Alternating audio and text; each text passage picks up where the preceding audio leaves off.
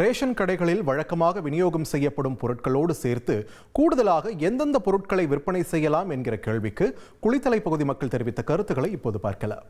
கம்பு, கேழ்வரகு, சோளம், கொண்டக்கடலை இதெல்லாம் ரேஷன் ஷாப் கொண்டு வந்தா நல்லா இருக்கும். ஏன் அப்படின்னா இது வந்து மானாவாரிய சாகுபடி விவசாயிகளுக்கு உதவிகரமா இருக்கும். அவங்களோட வாழ்வாதாரமும் நல்லா இருக்கும். மக்களுக்கு இது ரொம்ப பயனுள்ளதா இருக்கும். எப்படின்னா இது வந்து ஊட்டச்சத்து மிகுந்தது. அது மட்டும் இல்லாம நோய் எதிர்ப்பு சக்தியை வந்து அதிகரிக்கும். கவர்மெண்ட் ஸ்கூல்ல படிக்கக்கூடிய பாமர மக்கள், அதிகமான மக்கள் வந்து ரேஷன் கடையில வாங்குறாங்க. அவங்களுக்கு சத்து பொருட்கள் எதுவும் கிடைக்கிறது இல்லை. முறையான சத்துக்கள் எதுவும் போய் சேர மாட்டேங்குது. அதிகமான பணக்கார மக்கள் தான் அதை வந்து வாங்குறாங்க. ரேஷன் கடையில சர்க்கரைக்கு பதிலாக நாட்டு சர்க்கரையோ இல்லை பனை வெல்லம் கொடுத்தா நல்லா இருக்கும். நமக்கு சர்க்கரையை விட நாட்டு சர்க்கரை, பனை வெல்லம் சாப்பிட்றது தான் உடம்புக்கும் நல்லது. அந்த குடிசை தொழில் செய்யறவங்களுக்கும் ஒரு இதா இருக்கும். அப்புறம் உளுந்து நிறுத்திட்டீங்க, உளுந்து கொடுத்தா நல்லா இருக்கும். துவரம் பருப்பு கொஞ்சம் தரமா கொடுத்தா நல்லா இருக்கும். ரேஷன் கடையில வந்து உளுந்து பருப்பு கொடுத்துட்டு இருந்தாங்க. இப்போ கொஞ்ச நாளாக ஸ்டாப் பண்ணிட்டாங்க.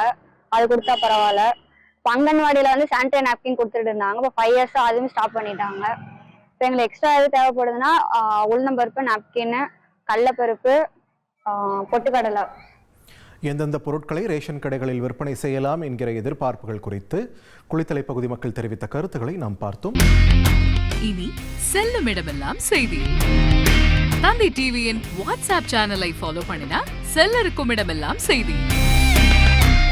இதோ QR கோட் இப்பவே ஸ்கேன் பண்ணுங்க, ஃபாலோ பண்ணுங்க.